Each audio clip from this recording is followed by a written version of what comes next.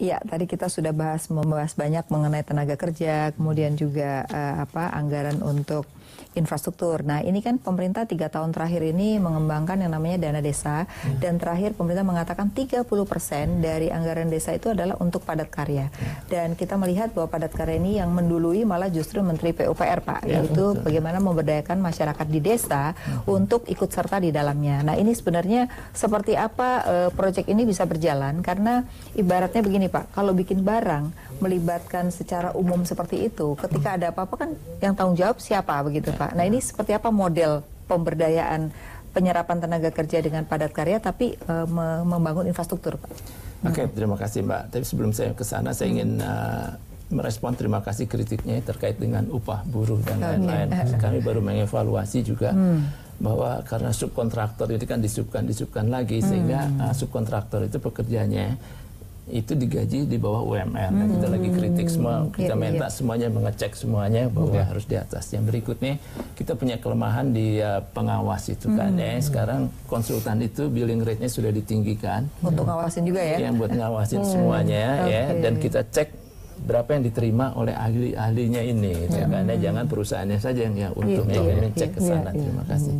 Nah, menjawab apa yang ditanyakan oleh Mbak Afi itu, ada beberapa tipe, Mbak. Yang satu, kita memberikan stimulan, katakanlah memperbaiki irigasi dan lain-lain. Ya. Kita bimbing caranya, mereka yang mengerjakan, dan itu hasilnya jauh lebih baik kalau kita kontrakkan. Kenapa? Karena saluran irigasi itu kan miliknya petani, ketiga. Dan dia dengan senang hati diberikan stimulan dan hasilnya untuk mereka. Itu kalau itu yang model kontrak berarti ya, bukan mereka sendiri yang kerja. Oh, mereka yang mengerjakan ya, Mbak, buat itu. Irigasi ya, jauh lebih baik daripada kita mengkontrakkan. Semacam swaklola gitu ya. Jadi mereka kita berikan uang dan lain-lain, dan mereka malah udah, Pak, ini buat beli bahannya dan lain-lain. Saya misalnya kayak gitu kan. Tapi kan ada aturan, Pak, 200 juta ke atas tidak boleh swaklola. Itu apa sudah juga? Kalau itu sih dimasukkan ke dana desa gitu kan. Ini yang jadi dana desa itu ada peraturan khusus ya, tidak harus mengikuti peraturan tender seperti itu ya. Enggak, Pak. Kalau itu kan prinsipnya swaklola gitu kan ya. Kemudian teknologinya yang kita terapkan di sana adalah teknologi yang tepat guna, jangan terlalu yang tinggi juga, sehingga mereka bisa prefer dan kegiatan-kegiatan yang mereka butuhkan. Jadi disesuaikan dengan daerahnya ya, tidak satu untuk semua, bukan gitu kan?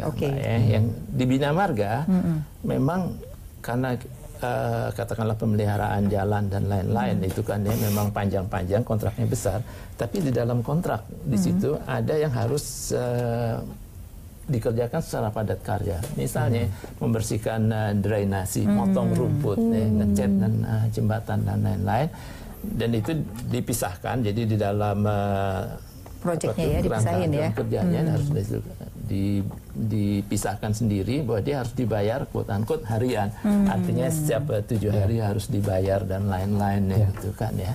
Dan yang terlibat itu adalah orang yang miskin berdasarkan data pemerintah, atau boleh orang di desa itu? Karena kan kalau kita lihat kan yang miskin itu ada 15 juta keluarga nih, Pak. Nah, apakah dasarnya itu? Pengennya kita prinsipnya adalah di desa itu gitu kan ya. Hanya katakanlah di Sumatera kan perkebunan berkembang itu kan ya. Upah mereka lebih tinggi daripada kalau buat itu harus kita akui. Tapi di Jawa dia berjalan dengan baik. Yang berikutnya di sektor Bina Marga ya, mohon maaf saya lebih menguasai Bina Marga, katakanlah jembatan gantung. Harus dikerjakan dengan padat karya kan, ya. Dan rasa kepemilikannya kan lebih tinggi karena jembatan ini bisa dia manfaatkan untuk mereka.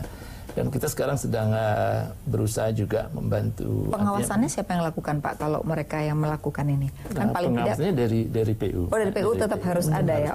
Itu cukup, Pak, maksudnya dari sumber dayanya gitu ya. Artinya kan kita kan selalu problem kan desa kan 79.000 gitu ya, 76.000. Banyak pengawasnya, apakah bisa kita pastikan mempunyai kualifikasi yang sama? Saya nggak tahu kalau balai-balai pelatihan ahli itu, Pak ya. Betul. Kalau saya yang coba tanya teman-teman daerah, kadin daerah, ada nggak sih balai latihan kerja misalnya, baik untuk teman-teman PU maupun buat masyarakat, Pak, artinya pelatihan tukang, pelatihan mandor gitu. Nah, itu kan sebenarnya bisa menjadi suatu bekal gitu ya. Ketika dana itu ada, kita udah nggak, teman-teman udah nggak pusing nih, karena ada yang sudah punya skill mandor atau tukang tertentu gitu. Nah, sebenarnya harus diikuti juga, Bu. Artinya ada suatu proses tadi kita ngomong kan hard skill hard infrastructure nih, tapi softnya juga harus dampingin. Kalau nggak nanti ya itu, Bu, dana desa hanya membuat orang masuk penjara karena SDM-nya nggak bisa mengelola dengan proper gitu. Betul.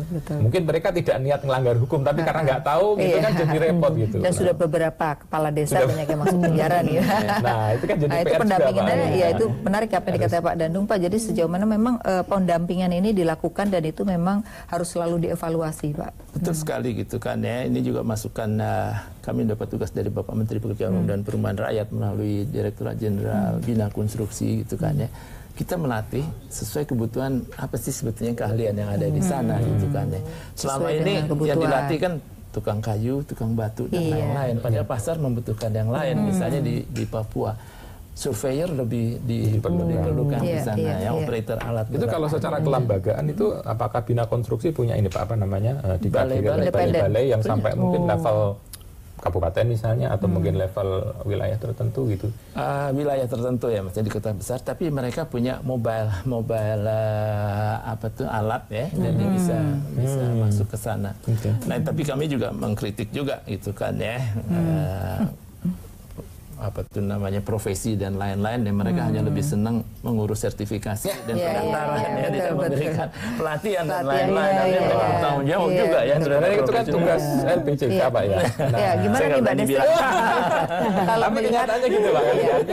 Mungkin Bu Destri kalau melihat tenaga kerja tadi ya, sebenarnya kita banyak balai-balai latihan. Tadi menarik juga, hanya ngomongin sertifikasi tapi nggak bicara tentang di lapangannya ini orang bisa dilepas apa enggak gitu ya Pak. Ini apa yang mesti dilakukan nih Mbak Destri? Dari sisi kita kalau kita bicara ekonomi, karena ini untuk menaikkan pendapatan mereka juga kan. Kemarin aku baru baca berita Mbak Afi di Amerika, itu sekarang doyannya sertifikasi. Betul. Tapi sebenarnya itu salah satu caranya Presiden Trump untuk membatasi pihak dari luar yang mau kerja di sana. Jadi terbitinlah sertifikasi macam-macam. Orang cuma mikir gimana dapat sertifikasi, tapi ternyata kemampuan skillnya nggak ada, teknisnya nggak ada. Saya punya data menarik ini Mbak Afi. Jadi ini terkait dengan mismatch keahlian dari berbagai bidang kerjaan.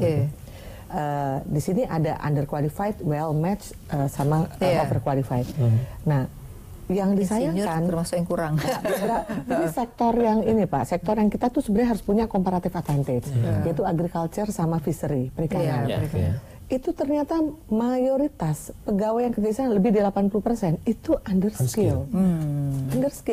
Makanya miskin kebanyakan di sana ya, Mbak. Nah, tapi budayakan dengan baik di sana. Yang banyak itu sebenarnya kalau yang clerk itu malah dia over ya, terlalu banyak. Jadi kebanyakan emang orang kan sekolah. Kalau kita lihat Pak Presiden kan sudah dari awal menyatakan bahwa kita perlu mengembangkan vocational school, sekolah vokasi.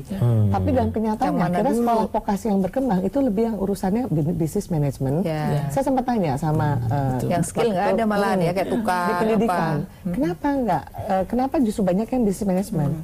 Karena bisnis manajemen itu yang paling murah, paling gampang, tinggal nyiapin 10 komputer jadi. Tapi kalau misalnya skill kayak tadi naikin crane apa segala macam, itu kan emang harus praktek, investasinya gede. Tapi ini harus dilakukan gitu Pak. Jadi kayak tadi terkait yang Pak Ari bilang, katakan bahwa ya mereka yang di pertanian ini memang harus ditingkatkan skillnya, bukan hanya supaya kita bisa mempunyai produk pertanian yang unggul, tapi juga sebenarnya supaya mereka itu juga punya kerjaan yang lain di samping yang dan pendapatan yang layak lah ya, juga layak. Oke, Mbak Destri, nanti di segmen berikutnya saya juga mau tanya bahwa ke depan ini kan banyak sekali pembangunan infrastruktur yang terus menerus ya, tetapi ada sisi-sisi lain yang perlu diperhatikan, yaitu masalah social culture, di mana masyarakat ini takut adanya infrastruktur itu malah mereka tertinggal karena banyak yang masuk investor, mereka justru akan tertinggal secara culture, secara ekonomi, dan itu ditakutkan.